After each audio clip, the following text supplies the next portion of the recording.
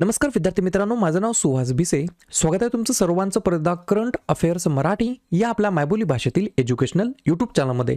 विद्यार्थी मित्रांनो, आज आहे 15 डिसेंबर 2023. आजच्या दिवसाचे जेवढेही चालू घडामोडीचे महत्त्वाचे टॉप प्रश्न बनत असतील ते सर्व प्रश्न आपण या व्हिडिओच्या माध्यमातून पाहणार आहोत. तरी सर्वप्रथम आपण जर नवीन असाल, पहिल्यांदा या चॅनलवरील व्हिडिओ पाहत असाल तर चॅनलला या ठिकाणी अवश्य सबस्क्राईब सुद्धा करून घेऊ शकता. ठीक आहे, चला तर मग आपण आजच्या व्हिडिओला सुरुवात करूया. त्या अगोदर कालच्या व्हिडिओमध्ये जो काही शेवटचा प्रश्न विचारला होता त्या प्रश्नाचं उत्तर जाणून घेऊया. काय होता प्रश्न? खालीलपैकी कोणत्या प्रकारच्या पद्धतीने कलम 370 रद्द करण्यात आलेले आहे? तर बऱ्याच विद्यार्थी मित्रांनी अगदी योग्य उत्तर टाईप करून सांगितलं आहे. पर्याय क्रमांक सी, संसदीय ठराव या पद्धतीने या ठिकाणी कलम 370 रद्द करण्यात आलेला आहे. क्लिअर? आता पाहूया विद्यार्थी मित्रांनो प्रश्न क्रमांक पहिला. टोटल संपूर्ण व्हिडिओमध्ये 12 प्रश्न असतील. सुरुवातीपासून शेवटपर्यंत व्हिडिओ काळजीपूर्वक पहा. एक एक प्रश्न महत्त्वाचा आहे, तुम्ही कुठल्या एक्झामची तयारी करा. प्रश्न क्रमांक पहिला काय म्हणतो? नोव्हेंबर 2023 या महिन्यासाठी जो काही ICC महिला आणि पुरुष खेळाडूचा जो काही मंथ पुरस्कार आहे, मंथ अवॉर्ड आहे, तो कोणत्या खेळाडूला भेटलेला आहे?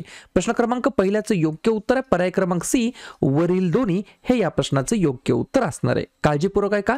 जो काही महिला कॅटेगरीमधील पुरस्कार आहे तो या ठिकाणी भेटलेला आहे बांगलादेशच्या महिला खेळाडू नाहिदा अख्तर यांना, आणि पुरुष कॅटेगरीमधील जो काही पुरुष महिला खेळाडूचा जो काही पुरस्कार आहे तो भेटलेला आहे ऑस्ट्रेलियाच्या ट्रॅव्हिस हेड या पुरुष खेळाडूला या ठिकाणी भेटलेला हा पुरस्कार.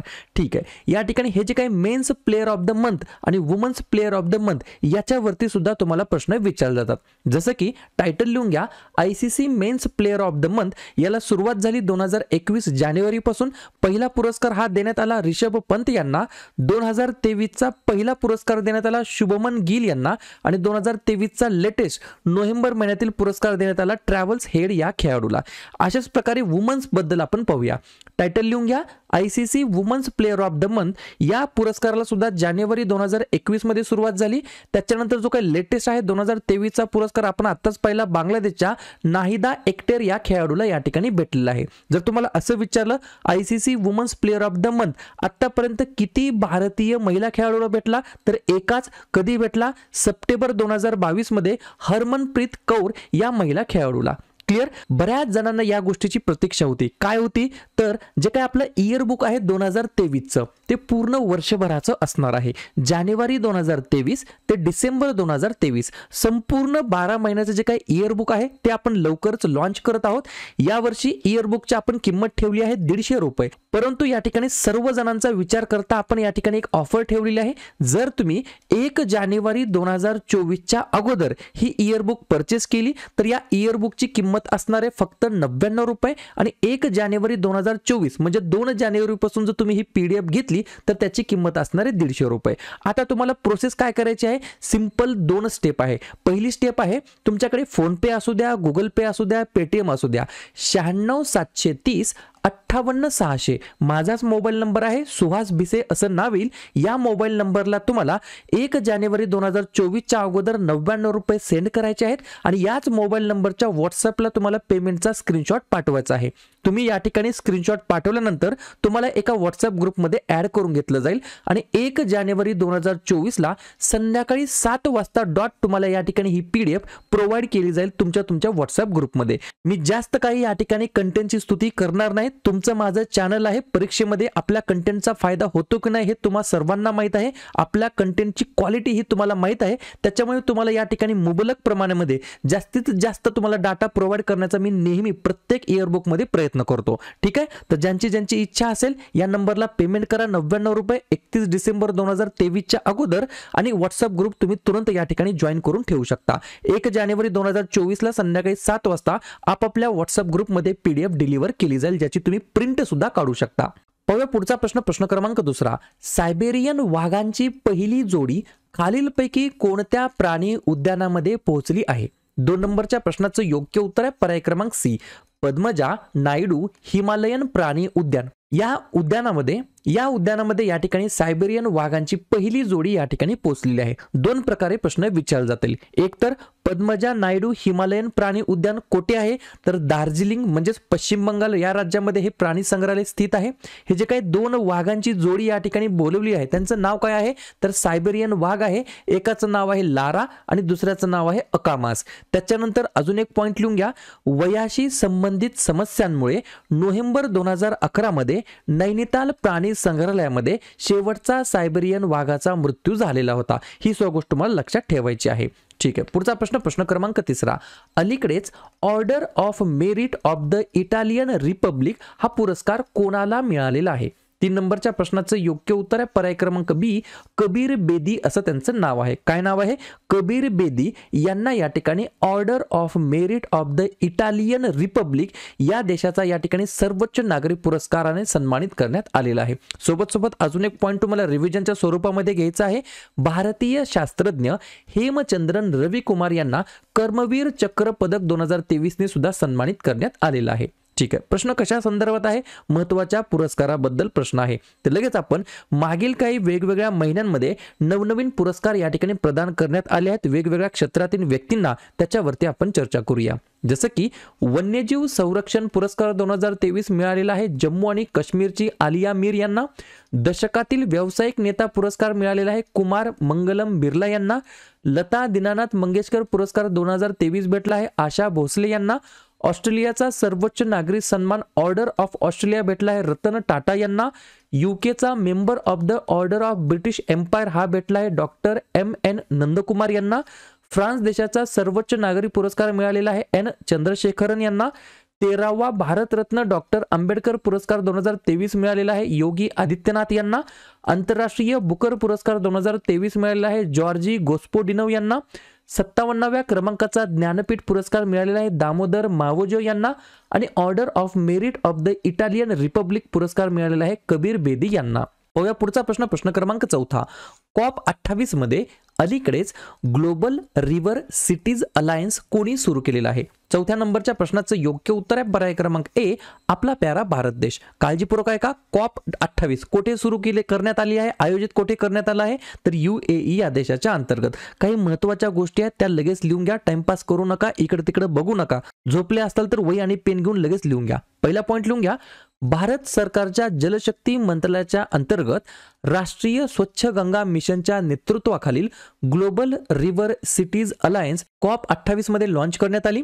नमामि गंगे कार्यक्रम हा एक एकात्मिक संवर्धन अभियान आहे ज्याला राष्ट्रीय गंगा नदीचे प्रदूषण आणि संरक्षण आणि पुनरुज्जीवन या दुहेरी उद्दिष्टांची पूर्तता करण्यासाठी जून 2014 मध्ये केंद्र सरकारने फ्लॅगशिप प्रोग्राम म्हणून या ठिकाणी मान्यता दिली आहे। हे जलशक्ती मंत्रालयाच्या जलसंसाधन नदी विकास आणि गंगा पुनरुज्जीवन विभागाअंतर्गत कार्यरत आहे। मग यालाच लागून तुम्हाला अजून एक प्रश्न विचारला जाईल की बाबा सध्याचे जलशक्ती मंत्रालयाचे केंद्रीय मंत्री कोण आहेत, तर त्यांचं नाव आहे गजेंद्र सिंह शेखावत। ठीक आहे, कोठे लॉन्च करण्यात आली आहे, तर COP28च्या या ठिकाणी। COP28 कोठे आयोजित करण्यात आला आहे, तर UAE या देशाच्या अंतर्गत। आणि COP33चं आयोजन कोठे होणार आहे, तर आपल्या भारतामध्ये। ठीक आहे, पाहूया पुढचा प्रश्न, प्रश्न क्रमांक 5, एक सराव आहे, त्या सरावाचं नाव लिहून घ्या। विनबॅक्स 2023 नावाचा एक सराव आहे, कोणत्या 2 देशाच्या अंतर्गत सुरू होणार आहे, तर 5व्या नंबरच्या प्रश्नाचं योग्य उत्तर आहे पर्याय क्रमांक डी, भारत आणि व्हिएतनाम या 2 देशाच्या अंतर्गत विनबॅक्स नावाचा जो काही सराव आहे, एक्सरसाइज आहे, तो या ठिकाणी सुरू होणार आहे। 2 पॉइंट लिहून घ्या, भारत आणि व्हिएतनामच्या सशस्त्र दलांनी 4थ्या क्रमांकाची आवृत्ती असलेला हा जो काही संयुक्त लष्करी सराव आहे विनबॅक्स 2023 सुरू या ठिकाणी केलेला आहे ऑलरेडी। ज्याचा मागचा उद्देश काय आहे, तर दोन्ही देशांच्या सैन्यामध्ये मैत्रीपूर्ण समन्वय आणि सहकार्य वाढवणे हा याच्या मागचा मेन पर्पज आहे। ठीक आहे, प्रश्न कशा संदर्भात आहे, महत्त्वाच्या सरावाबद्दल। तर लगेच भारतासोबत अन्य देशांच्या जे काही वेगवेगळ्या या ठिकाणी सराव आहेत त्याच्यावरती चर्चा करूया। जसं की मैत्री सराव आहे थायलंड देशासोबत, इक्वेरियन सराव आहे मालदीव सोबत, हँड इन हँड आहे चीन सोबत, मित्र शक्ती आहे श्रीलंका सोबत, हरिमाऊ शक्ती आहे मलेशिया सोबत, कुरुक्षेत्र आहे सिंगापूर सोबत, नोमॅडिक एलिफंट आहे मंगोलिया सोबत, शक्ती सराव आहे फ्रान्स देशासोबत, सूर्य किरण आहे नेपाळ सोबत, युद्धाभ्यास आहे अमेरिका सोबत, गरुडा शक्ती आहे इंडोनेशिया सोबत, तारकश सराव आहे अमेरिका सोबत, डस्टलिक आहे उझबेकिस्तान सोबत आणि विनबॅक्स आहे या ठिकाणी व्हिएतनाम सोबत. पाहूया पुढचा प्रश्न क्रमांक 6. अर्जेंटिना या देशाचे नवीन राष्ट्रपती म्हणून कोणाची नियुक्ती करण्यात आलेली आहे? 6व्या नंबरच्या प्रश्नाचं योग्य उत्तर आहे पर्याय क्रमांक सी, झेवियर माइली असं त्यांचं नाव आहे. काय नाव आहे? झेवियर माइली असं त्यांचं नाव आहे. त्यांना या ठिकाणी अर्जेंटिना देशाचे नवीन राष्ट्रपती म्हणून त्यांची निवड करण्यात आलेली आहे. लगेच आपण काय करूया मग 2023 मध्ये वेगवेगळ्या देशांचे जे काही नवनवीन अध्यक्ष या ठिकाणी बदलण्यात आलेले आहेत त्याच्यावरती चर्चा करूया.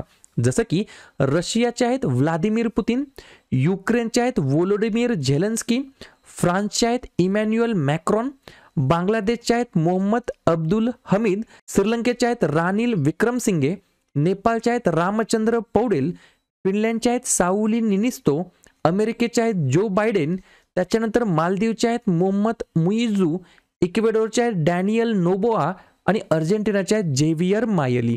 पुढचा प्रश्न क्रमांक 7.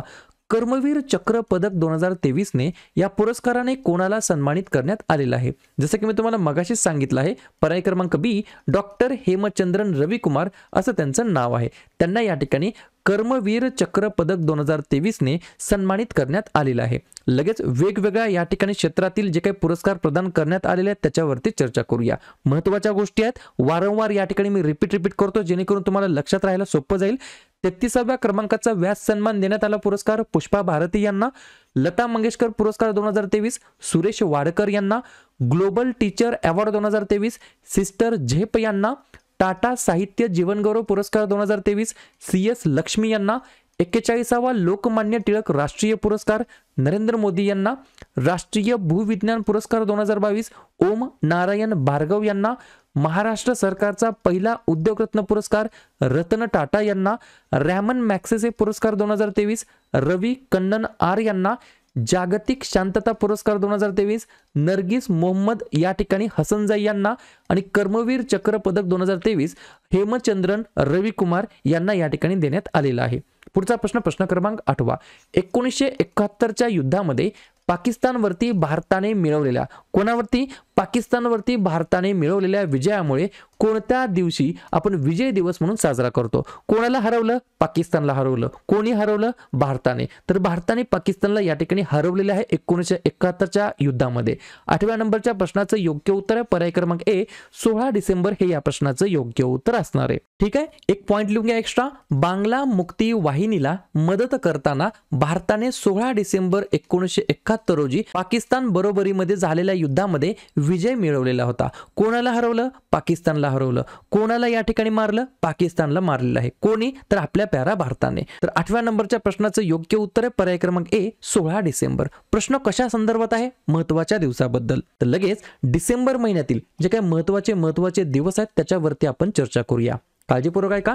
1 डिसेंबरला असतो जागतिक एड्स दिवस. 2 डिसेंबरला असतात राष्ट्रीय प्रदूषण नियंत्रण दिवस, गुलामगिरीच्या निर्मूलनासाठी आंतरराष्ट्रीय दिवस आणि जागतिक संगणक साक्षरता दिवस.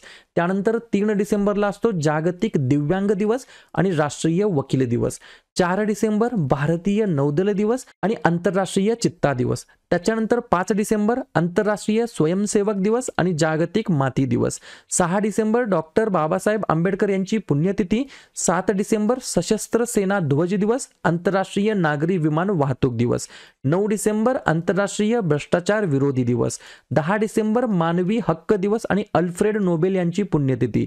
11 डिसेंबर आंतरराष्ट्रीय पर्वत दिवस आणि युनिसेफ दिवस. 14 डिसेंबर राष्ट्रीय ऊर्जा संवर्धन दिवस. 16 डिसेंबर विजय दिवस. 18 डिसेंबर भारतातील अल्पसंख्याक हक्क दिवस. 19 डिसेंबर गोवा मुक्ती दिवस. 20 डिसेंबर आंतरराष्ट्रीय मानव एकता दिवस. 22 डिसेंबर राष्ट्रीय गणित दिवस. 23 डिसेंबर किसान दिवस. 24 डिसेंबर राष्ट्रीय ग्राहक हक्क दिवस आणि 25 डिसेंबर सुशासन दिवस भारतामध्ये साजरा केला जातो. क्लिअर? पुढचा प्रश्न क्रमांक 9. मिथेनवर चालणाऱ्या रॉकेट झुक 2Y3 च्या सहाय्याने जगामध्ये प्रथमच उपग्रहांचे यशस्वी प्रक्षेपण कोणत्या देशाने केलेले आहे? तर साधी गोष्ट आहे, डोळे झाकून लिहायचं. पर्याय क्रमांक डी, चीन हे या प्रश्नाचं योग्य उत्तर असणार आहे. तर चीननं काय केलं आहे? मिथेनवर चालणाऱ्या या ठिकाणी जे काही उपग्रह आहे त्याचं प्रथमच यशस्वीपणे प्रक्षेपण केलेलं आहे. ज्या रॉकेटचं नाव काय आहे? झुक 2Y3 असं त्या रॉकेटचं नाव आहे. चीन बद्दल सांगायचं म्हटलं 3 गोष्टी लक्षात ठेवा. अध्यक्ष आहेत शी जिनपिंग, राजधानी आहे बीजिंग आणि चलन वापरलं जातं रेनमिनबी. पाहूया पुढचा प्रश्न, प्रश्न क्रमांक 10. गुवाहाटी मास्टर्स सुपर 100 आंतरराष्ट्रीय बॅडमिंटन स्पर्धा कोणी जिंकलेली आहे? 10व्या नंबरच्या प्रश्नाचं योग्य उत्तर आहे पर्याय क्रमांक सी, अश्विनी आणि तनिषा या जोडीने या ठिकाणी विद्यार्थी मित्रांनो गुवाहाटी मास्टर्स सुपर 100 आंतरराष्ट्रीय बॅडमिंटन स्पर्धा या ठिकाणी पटकावलेली आहे, जिंकलेली आहे. पुढचा प्रश्न, प्रश्न क्रमांक 11. केंद्र सरकारने अलीकडेच पहिल्या नागरी पूर शमन प्रकल्पाला, ज्याला आपण इंग्रजीमध्ये म्हणतो first urban flood mitigation project असं म्हणता येईल इंग्रजीमध्ये, पहिला नागरी पूर शमन प्रकल्प कोठे याला मंजुरी दिली आहे? तर पर्याय क्रमांक बी, तमिळनाडू हे या प्रश्नाचं योग्य उत्तर असणार आहे. तमिळनाडूमध्ये पर्टिक्युलरली कोणत्या शहरामध्ये असं विचारलं तर चेन्नई या शहरामध्ये. तमिळनाडूबद्दल जाता जाता आपण एकदा रिव्हिजन टाकूया. या राज्याची स्थापना झाली 1 नोव्हेंबर 1956 मुख्यमंत्री आहेत M.K. स्टालिन, राज्यपाल आहेत R.N. रवी आणि राजधानी आहे चेन्नई. 4 महत्वाची राष्ट्रीय उद्यान आहेत, मन्नर, मरीनची आखात, इंदिरा गांधी, मुदुमलाई आणि मुखुर्ती, आणि 2 महत्वाचे धरण आहेत मेट्टूर आणि भवानी सागर. पाहूया पुढचा प्रश्न, शेवटचा प्रश्न, प्रश्न क्रमांक 12. सम्राट अलेक्झांडर किंवा असं म्हणता येईल तुम्हाला एम्पेरेयर अलेक्झांडर 3 ही जी काही पाणबुडी आहे ती कोणत्या राष्ट्राने प्रक्षेपित केलेली आहे? तर 12व्या नंबरच्या प्रश्नाचं योग्य उत्तर आहे पर्याय क्रमांक ए, रशिया हे या प्रश्नाचं योग्य उत्तर असणार आहे. या देशाने काय केलं, अलीकडे 2 या ठिकाणी अनावरण केलं आहे पाणबुड्यांचे. या देशाने क्रास्नोयार्स्क आणि एम्पेरेयर अलेक्झांडर 3 या 2 नवीन आण्विक शक्तीच्या पाणबुड्यांचे अनावरण केलेले आहे. त्याच्यामुळे कदाचित हा प्रश्न विचारला जाऊ शकतो. क्लिअर? तर अशा प्रकारे विद्यार्थी मित्रांनो हे होते आजचे 12 प्रश्न. उपक्रम कंटेंट हा जो काही प्रयत्न आम्ही सुरू केला आहे मराठी भाषेमध्ये, मराठी विद्यार्थ्यांसाठी कसा वाटतो नक्कीच कमेंट करत चला. आणि या ठिकाणी तुमच्यासाठीचा आजचा खास प्रश्न, नवी दिल्ली येथे नये भारत का सामवेद नावाचं एक पुस्तक आहे, पुस्तक कोणी लॉन्च केलेलं आहे? नरेंद्र मोदी, द्रौपदी मुर्मू, रामनाथ कोविंद की अमित शहा? तर ज्या पण विद्यार्थ्यांना या प्रश्नाचं योग्य उत्तर येत असेल त्या प्रश्नाचं उत्तर तुम्ही कमेंट बॉक्समध्ये बिंदासपणे टाईप करून सांगा. या प्रश्नाचं उत्तर चुकू द्या, बरोबर द्या, काहीच हरकत नाही, परंतु ट्राय करणं, प्रयत्न करणं हे सर्वात जास्त महत्त्वाचं आहे. आणि दुसऱ्या दिवशी येऊन आपण दिलेल्या प्रश्नाचं उत्तर हे बरोबर आलं की चुकलं हे दुसऱ्या दिवशी येऊन चेक करणं, तपासणं हे देखील तितकंच जास्ती महत्त्वाचं सुद्धा आहे.